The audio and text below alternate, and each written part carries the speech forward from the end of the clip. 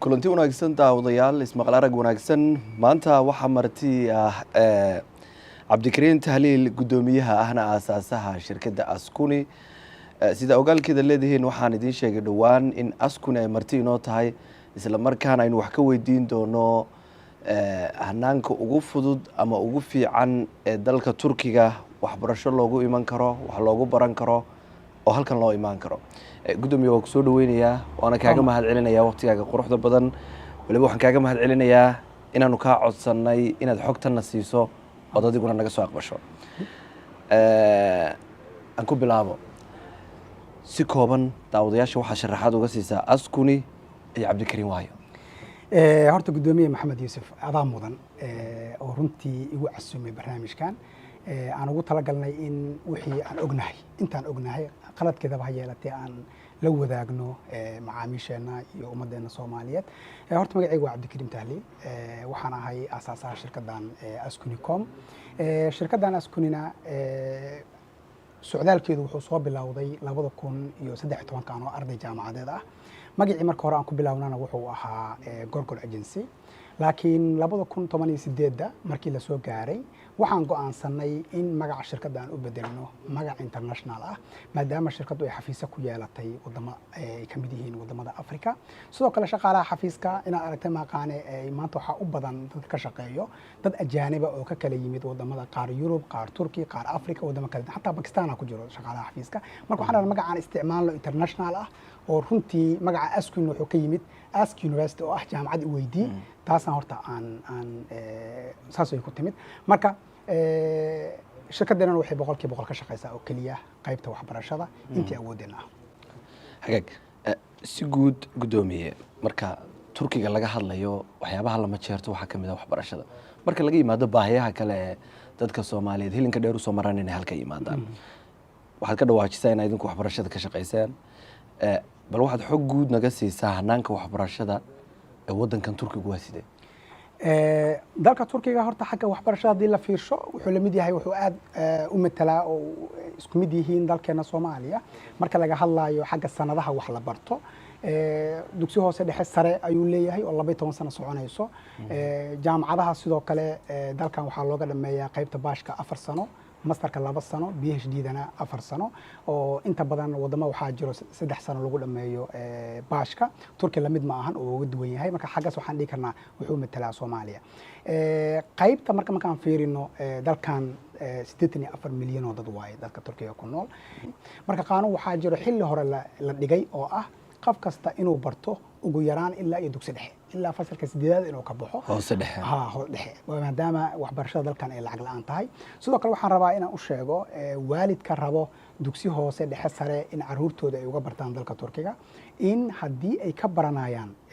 iskuulada dawladda Turkiga oo af Turkish ku baxdo aan wax lacag laga qaadin maadaama dalkan waxbarashadiisa hoose dhexe sare ay lacag la'aan tahay sidoo kale ajaanibtiina waa lagu dabaqay ninkii raba in caruurtiisa ay barato iskuulada khaaska ah oo ama Carabiga ku baxo ama English ku baxo taas of course waa lacag laakiin hoose dhexe sare waa lacag la'aan qofkii u baahan marka intaas hadda waxaan xog yarkaasi intaas hadda waxaan laakiin sidaad sheegtay waxbarashada iskuulada hoose iyo dhexe iyo sareba ee wadankan Turkiga waa lacag la'aan kuwaad luqadda Turkiga ku baxaya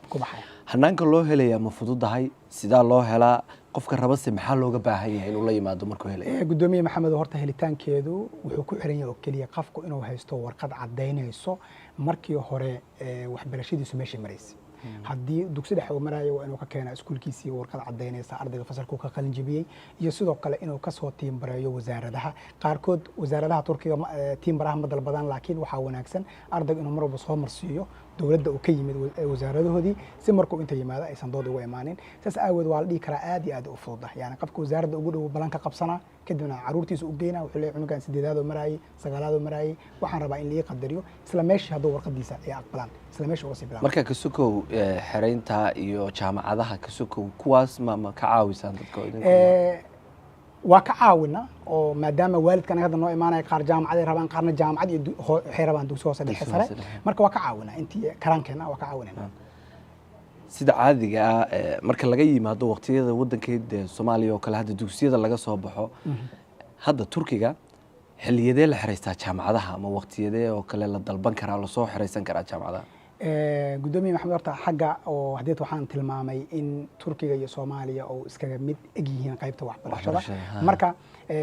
inta badan iskuuladooda waxay bilowdaan bisha 9aad dhexbartankeeda waxayna dhamaadaan bisha 6aad dhexbartankeeda sanad walba xareynta oo marka laga hadlayo dugsiga sare waxay bilaabataa wixii ka dambeeyo bisha 6aad sanad walba laakiin xareynta jaamacadaha hadday noqon lahayd baaj iyo hadday noqon lahayd master iyo kuwa kale waxay bilowdaan sanad walba bisha koobaad sanad walba bisha koobaad ilaa ay bisha 9aad u dhaxayso ardada way soo xareysan karaan baashka qofkii u baahan waa inuu bisha 9aad ka hor soo xareysto waayo baashka 9aad wixii ka dambeeya mar labaad dib looma soo xareysan karo laakiin ardada u baahan inay dhigtaan PhD-da iyo masterka hadday bisha 9aad xareynteeda ay dhaafto mar labaad waxaa dib u furmaya bisha 11aad sanad walba oo ay soo xareysan karaan marka ardada masterka iyo PhD-da way ka fursad badan yihiin xagga xareynta marka la fiirinayo ardada baashka hagaag sida aad ka dhawaajisay Turkigu wuxuu kaalmaha hore kaga jiraa wadamada ugu waxbarashada fiican nidaam ahaanna Soomaaliya waa shabaha ardayda rabtay hadda ina daawanayeen inay Turkiga wax ku bartaan danaynaya halkan jaamacadu imaanaya halkii wax ka bilaabayaan maxaad si kula talin lahayd qof kasto oo riyadiisa ay ka mid tahay inuu Turkiga wax ku barto waxaan kula talin lahaa horta marka hore qofku in uu cadeeyo wax uu ka rabo Turkiga يعني dadka qaar marka yimaadaan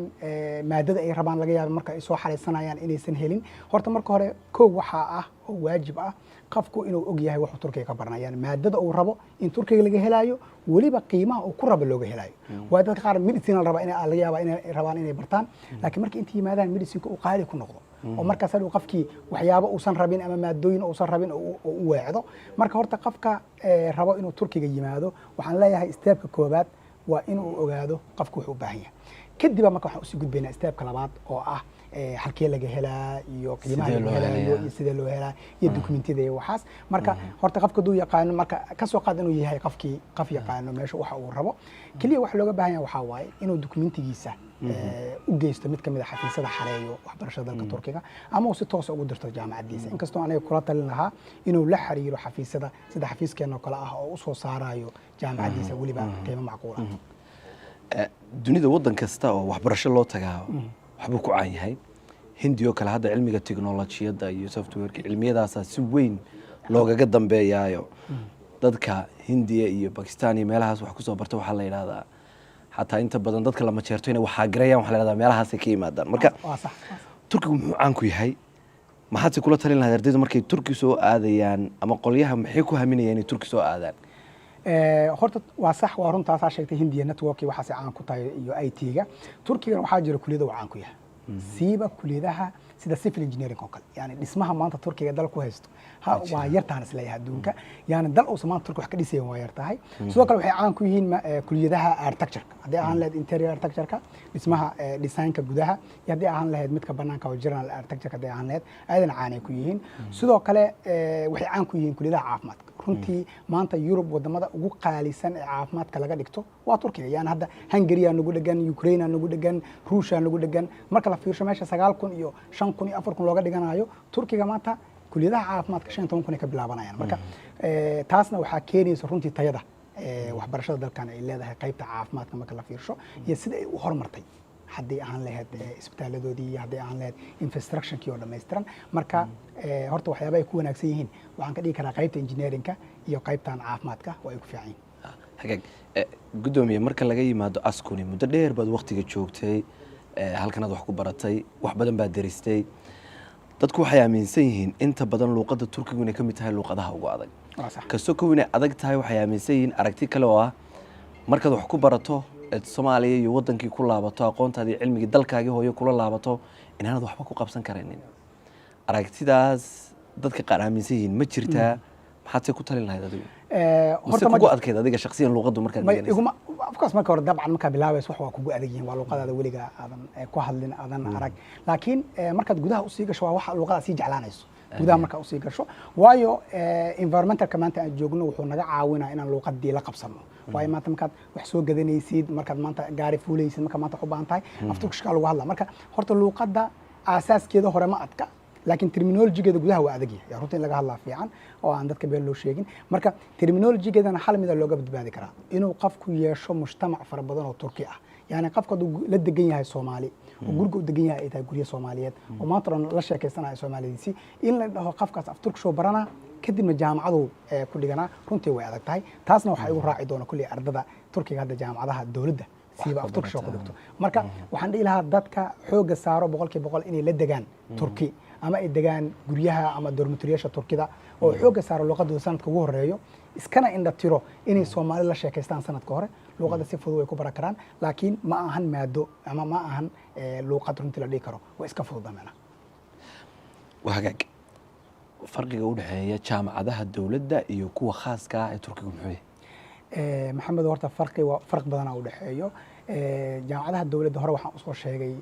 dugsiyaasha hoose dhexe sare inay lacag la'aan yihiin jaamacadaha dawladda runtii waxaa lagu tilmaami karaa sidoo kale ayaga laftirkooda waa lacag la'aan la dhihi karaa waayo maanta jaamacadaha dawladda qiimo cayiman bay lacag la'aan yihiin mise boqolkiiba maya marka la fiirsho jaamacadaha dawladda waxay ka bilaabanayaan $50 jaamacad $50 weliga ma aragtay $50 jaamacadaha jiro oo dawladda ah runtii jaamacada waxaa jira $100 lagu dhigto marka lacagtaas lama dhaho lacagta jaamacadda waxaa la dhahaa lacagta diiwaangelinta marka lacag diiwaangelin maadaama loo baxshay jaamacaddu waa free يعني lacag laan laguma dhiganayo inta badan jaamacadaha gobolada waaweyn sida Istanbul oo kale oo kuwa dawladdan ka wada oo Istanbul iyo Ankara iyo Antalya ku yaalo kuwaas maadaama magaaladu ay tahay magaalooyin ganacsi ay yihiin kuwaas laga yaabo xogay ama inay ka qiimo sareeyaan ama helisteedu ay ka adkaato laakiin jaamacadaha dawladda Turkiga runtii xagga qiimaha marka la fiirsho waa ay ka jaban yihiin kuwa private-ka sidoo kale xagga aqbalaadda marka la fiirsho wax yar way ka adag yihiin kuwa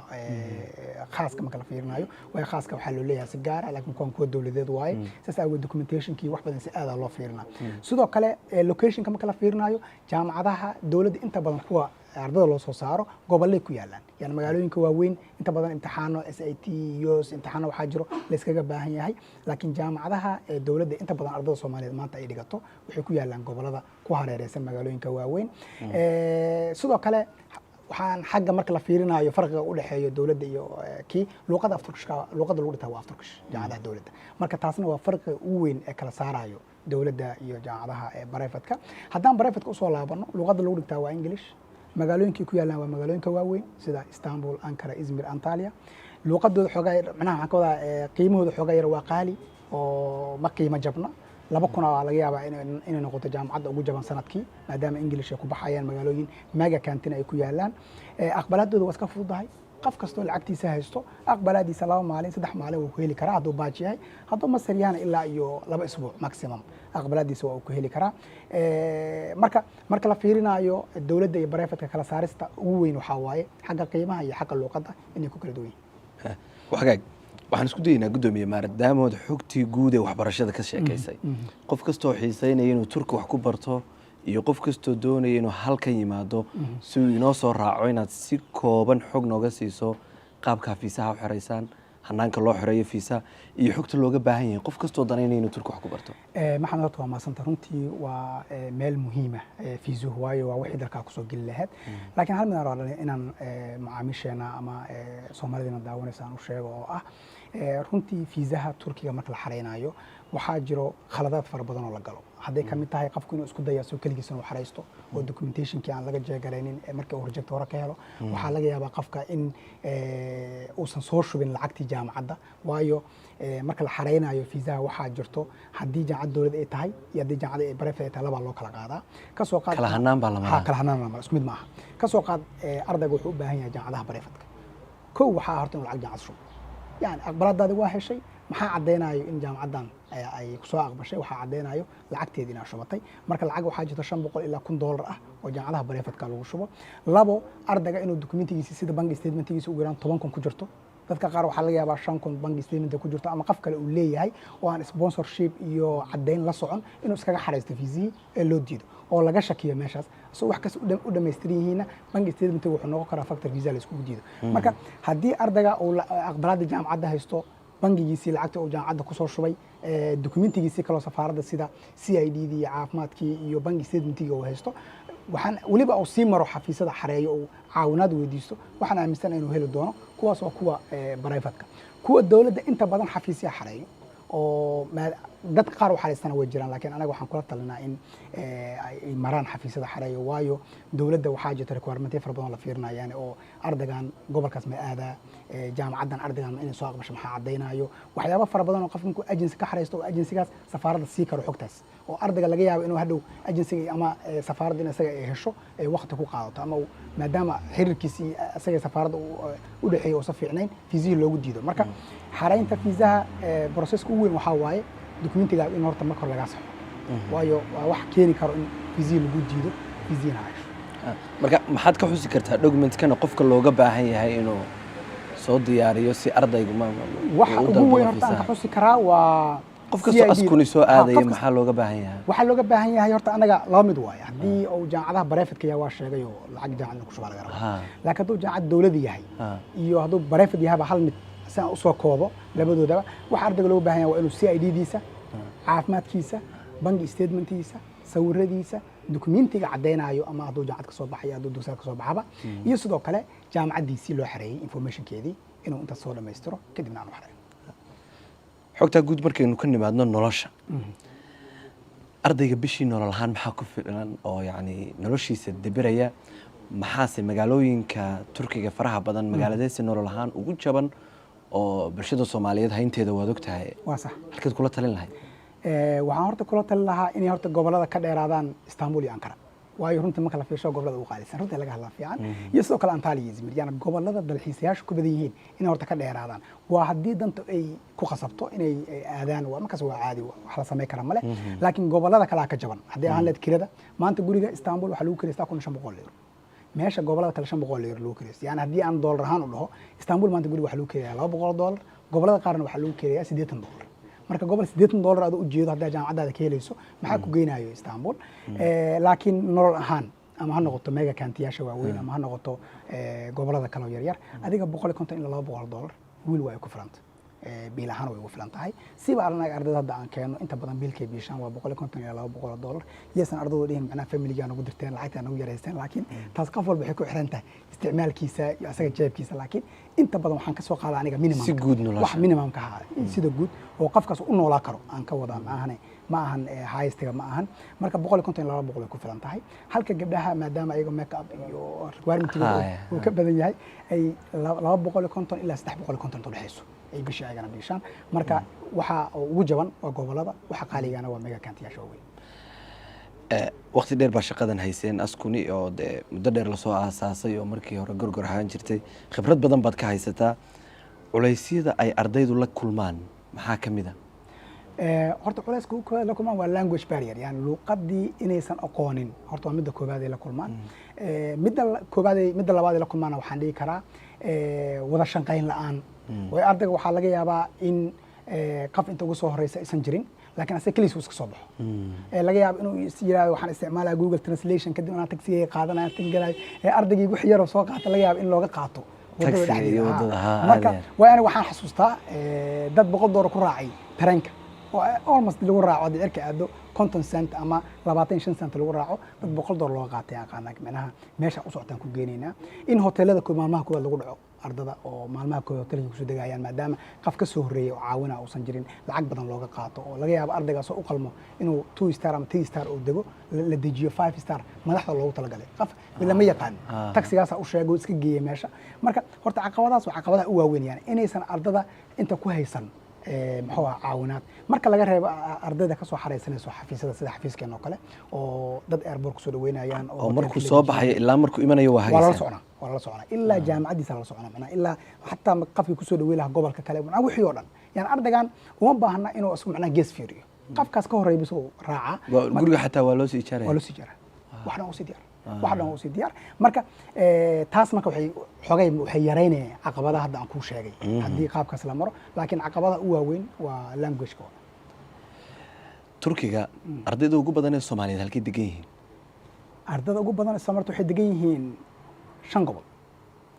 oo Istanbul ka mid tahay gobol yar Karabuk oo aan u bixinaba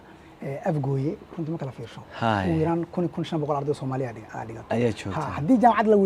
la weydiyo waxay ku leedahay 5,000 dhigato laakiin qiyaas ahaan ardayda marka wareysato 1500 camal degan Ankara oo ayadana ah meesha ugu Soomaalida badan gobol la yiraahdo ayadana Sakaria iyo gobol la yiraahdo Chankari way jiraan gobolo kale oo Soomaalida ay u badan tahay laakiin hadda shantaas gobol waa shanta Soomaalida ay u badan tahay ay Soomaalida ugu badan joogto hagaag gudoomiye maalmihii u dambeeyay waxa jira cadaadis dhinaca helitaanka deganaanshaha wadanka iqaamadaha arday xataa baa jirtay reject la siiyay loo diiday dad dalxiisayaal oo loo diiday oo la yiri mar labaad ma cusboonaysiisan kartaan marka haddaynu ardayda focus ka saarno ama aynu isha saarno maxaa keenay bay kula tahay mahanaanka loo xireenaya xumaa qaabka loo dalbanaya qaldan maxaa qaldan halkay iska qabsan laadahay Turkigu wuxuu kamid yahay wadamada dadka Soomaalida sida weyn oo ixtiraama oo jecel marka arintan maxaa keenay maxaad si ku talin lahayd in arintan laga baaqsado oo bulshada u qaban kartaan si arintaas laga baaqsado khaasatan ardayda horta maxamedow hal problem jiro oo ah dadka markay visa soo helaan inta badan sanadka koobaad waxay ka weecdaan jaamacadii ay ku yimaadeen waxay inta badan aadaan luqad inay iska soo qoraan ama isku dayaan in ayagoo fiisahoodu ahaa fiisa waxbarasho ay iqaamadii ku xareystaan muxuu ahaa dalxiis oo marka saas loogu soo diido marka horta sababta ugu weyn waxaa waaye in ardayga jaamacadiisa uu sitay muxuu ka faa'iideeyay ardaygu isagoo fiise arday ah siteen uu dalxiis ku xiray miyay kala duwan yihiin sharciyadaas marka inuu arday ku xareysta u jaban arday $50 dhiiba dalxiisna $100 dhiiba laakiin problemku weyn waxaa waaye inuusan ardayga marka hore isleeyahay sanadka koobaad horta magaalada fahan horta deg horta meeshii markaad la qabsatay kadib go'aan kala qaado taasna waxay keentay khasaarooyin fara badan maanta waxaan u maleynayaa dadka loo diiday siiba gobolka Ankara looga diiday 400 kor u dhaafayaan marka la fiiriyo ardayga u badan la yiri adiga dalka maxaa ku timid fiisaaga ardaynimo maxaa soo xareystay dalxiis ama luqada uu xareystay laakiin wuxuu ka xareystay jaamacad kama xareysan wuxuu ka xareystay xaafadaha luqadii manaha iskuuladii yar gaar loo leeyahay waa private iska ah oo ka xareystay oo laga yaabo inay wasaaradda aqoonsanin laakiin dhahay af Turkishan dhiga marka problem ugu weyn waxa waaye qofka jaamacadda ku yimid inuu ka leexdo oo san jaamacadnimo ku xareysan way weligii ma arkin arday dhahay aniga jaamacadan ku yimid jaamacadan ku xareystay iqaamana waa la diiday weligii ma arkin laakiin waa arkay arday dhahay dalxiis xareystay anoo arday ah waa la diiday ama luqadan ku xareystay waa la diiday arday dhahay waa arkay way jiraan arday u soo baxday ama dalxiis noqoto ama dalxiis ama ha noqoto luqad laakiin ihtimaalkoodu waa yar yahay marka waxaan kula talin lahaa ardada waana ku bilaabay barnaamijka inuu ardaygu yaqaano waxa uu baranayo taas marka wixii meesha ka saaray in ardayga markuu dalka yimaado uu iska meereysto oo jaamacadii uu hadhow caqabad ku noqoto xataa deganaashiisa dhamaan meesha ka baxay saas aaweed ardayga waxaan kula talin lahaa jaamacadda ku yimid hadday suurtagal tahay inuu xataa sanad koobaad aado ugu yaraan ayada luqadda ka dhigto iqaamadiisa markuu helana ugu yaraan uu ka fekero hadduu ka bedelinayo jaamacadda ugu bedel lahaa dadka Soomaalidu inta badan waa dad muruqmaala oo xirfad badan oo shaqeeya oo aan fadhiisan ardayda Soomaaliyeed markay halka wax ku baranayaan ma hal abuur shaqo ma samayn karaan oo ma shaqeysan karaan maxamed horta dadka dalkan way ka shaqeysan karaan laakiin waa dadka masterka ah waayo wasaaraddu waxay soo saartay qaanuun ah qofkii dhiganayo batch ama 4 sano dhiganayo ma shaqeyn karo يعني 24 ساعة وشقي كرا قانون كقرن لكن ما شقي كرا واي 8 subaxnimo wuxuu galaa xiisad 3 galabnimo ka baxaa marka suurtagal ma noqonayso in qofkaas shaqeeyo saas awgeed dawladdu waxay kula talisaa ardayda PhD iyo masterka in ay ugu shaqeeyaan oo la sii karo xataa iqaamada shaqada ayuu arday ah iqaamadooda shaqada way heli karaan haddii shirkad shaqo ka helaan laakiin ardayda baashka ah looma ogola inay shaqeeyaan marka laga reebo 3 bilood oo fasax ah inay internship ahaan shirkad ula shaqeeyaan marka laga reebo laakiin si official ah ayaga lama sii karo iqaamada shaqada marka ardayda masterka iyo PhD ga kuwaas waa ay shaqeysan karaan wax problem ma leh hadday shaqo helaan sidoo kale ayagoo PhD master diyaarinayo xafiis waa furo karaan inta xafiiskooda furtaan bariiskoodana waa ka dhacsan karaan meeshaas oo ayadana wax problem ma leh laakiin waxa shaqada loo diidaa oo kaliya waa ardayda baashka ah oo inta badan ayaga waqtigooda u yaryahay waxaa guntii gabagabadii baynu u sii dhownahay gudoomiye ardaygu markuu dhameeyo waxbarashada jaamacadda ma fududahay inuu halka shaqo ka helo fursadaha ka bannaan halkana maxaad nooga sheegi kartaa محمد horta qofka inuu shaqo helo say ku xiranta yani maanta daarto dhamay medicine hadii aadan ahayn qof furfuran oo asagu galaan galle oo asagu hormariyay intuu wax dhiganayay hadaadan ahayn ugu yaraana bulshaawi hadii aadan ahayn ina shaqo hesho horta waa adagta laakiin dalkan inta badan in la dhaho qofka maanta qalin jibi hore shaqo ka hela runtii waa wax aad u adag inaan sheego way suurtagal maahan yani hore shaqo laga helo way dalkan inta badan waxay shaqo siiyaan waa dadkooda oo kaliya laakiin dadka kale ajaanibta oo xirfad leh oo luqado kala duwan yaqaano oo ayagu xirfado ka duwan xirfadaha Turkida yaqaano of course shaqo way siinayaan laakiin dhalinyaradeena hal mid u badan yihiin jaamacadda markay dhameeyaan ama intaysa dhameyn ka hor waxay furtaan xafiisyo ay leeyihiin ama waxay ka shaqeeyaan oo shaqo ka bilaabaan xafiisyada Soomaalidii kale ayagu ay furteen ama ha noqoto kuwa export importiga ama ha noqoto kuwa guryaha gada ama ha noqoto kuwa shaqooyinka kala duwan ee tourismka qabta ha noqoto kuwaas inta badan ka shaqeeyaan marka qof asagu shaqo abuurtay maahane in la dhaho toos shaqa inta wehle ihtimaalkeeda xogaa waa yar yahay laakiin way jiraan dad ka shaqeeyo shirkado waaweyn oo caana waa mahadsantahay gudoomiye waaqaca bulshadeena iyo qaran ahaan Soomaalida dalkeeniba wada ogtahay ardayga Turki imanaya ee raba inuu wax barto si uu qarankiisii wax ugu celiyo kuliyadaha qaar maxaad kula talin lahayd inuu barto horta maxamed waa maasan tahay runtii qaran waxa badbaadiya waa dhalinyarana waxay ku badbaadinaysaa cilmigooda iyo wixii ay soo barteen marka horta waxaan kula talin lahaa inay bartaan kuliyadaha ee ayagu kaligood shaqaysan karaan yani qofkaas laga yaabo asuun shirkad u shaqaynin inuu kaligiis shaqaysan karo hadda kuliyada waxaa jiro ay ila yaabi doonaan dhalinyarada Soomaaliyeed laakiin Turkiga ka ah ku jirto 20 kuliyadood ee ardada ugu badan ay dhigtaan Turkiga sanad walba waxaa imtixaanka dawladda galo in ka badan 5 milyan يعني 5 milyan haddana 20 ugu horeeyay in galaan micnaheedu waa maxay ugu yaraan 2 milyan ee dalbato waaye kuliyadahaas waxaa kamid ah kuliyada gastronomiga maanta markaan gabar Soomaaliyeed ama wiil Soomaaliyeed aan dhaho gastronomy baro wuxuu u maleeyaa inaan dhahayo noqo qof cunto kariya bis oo jika gal saas ma ahan yani maanta sheefyada adduunka ugu caansan waxay sheef ku noqdeen ama waxay caan ku noqdeen ama lacag ay ku yeesheen ama anaga aan kala socono maanta social media waa gastronomy ama in ay cuntadii anaga cuntada waxaan ugu yeeraa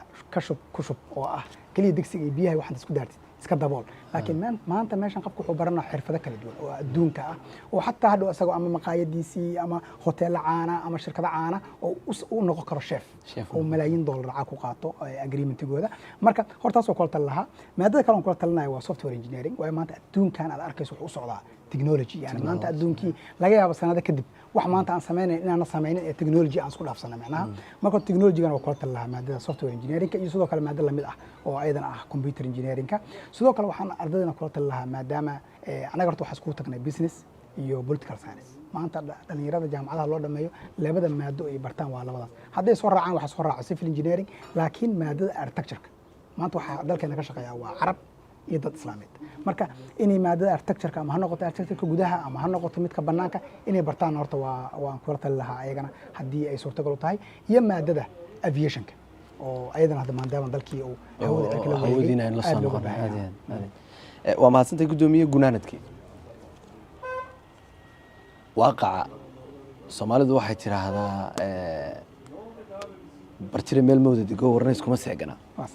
waaqaca xaqiiqada waad ogtahay Turkigu meelaha ugu badan ee dadka Soomaaliyeed nolol ahaan waxbarasho ahaan iyo caafimaad ahaanba safarka dheer u soo galaan buu kamid yahay kuwa qurba jooga iyo kuwa wadankii joogaba dadkaas inta badan waxa la tiriyaa inay dhibaatooyin badan la kulmaan haday noqoto dhinaca dhaqaalaha oo dad kale Soomaaliyeed ka furtaan haday noqoto dhinaca helista fiisaha oo ay duruufo adag u maraan inta ogaalkayga askuni muddo dheer bay soo jirtay intaan ka aqaan midhaheeda wax badan baan shakhsiyan ka arkay haddaan u marag furo askuni gudoomiye maxay tahay damaanada askuni qofka barnaamijka daawanaya fiisa ka soo dalbanaya aad u qaadaysaa halka inuu wixiisa si barax tiran muddada kooban ugu helayo waxaan rabaa horta waa su'aal wanaagsan inaan ka jawaabana waa rabaa waayo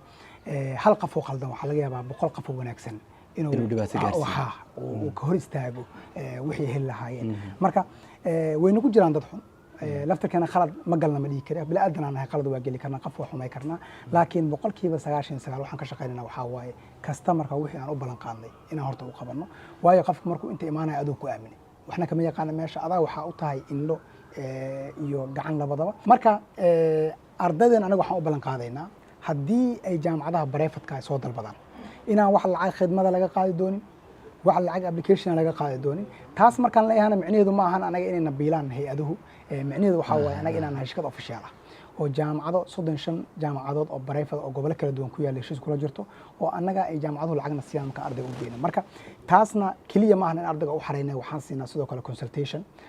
ardayga jaamacadu dhiganayo maadadaas oo ka dhiganayo ma ku fiican tahay maadadan ardayga ma ku soo baxay maxay mustaqbal leedahay inaan xog siino wadamada horumarna runtii xogtaas lacag lagu kala qaataa oo dadku shirkadaha lacag ay siiyaan marka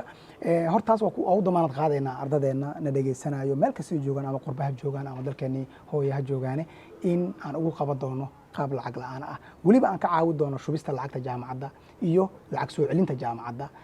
inkastoo Turkiga aad lagu eedeeyo wixii gala kama soo baxaan haddana see rabtaa ha noqotee ma jirtaa arrintaas markaa way jirtaa jaamacadaha qaar lacagta inay soo celiyaan hadda qaarkood kuwii lacagaha adkay jiray hadda waxay bilaabeen inay soo celinba ay ku dhawaaqaan dhaha ardayga intaada ii imaan ka hor iska jir aan lacag kuma celinayo meheradaha ganacsiga qudhooda Turkiga arrintaa waa way jirtaa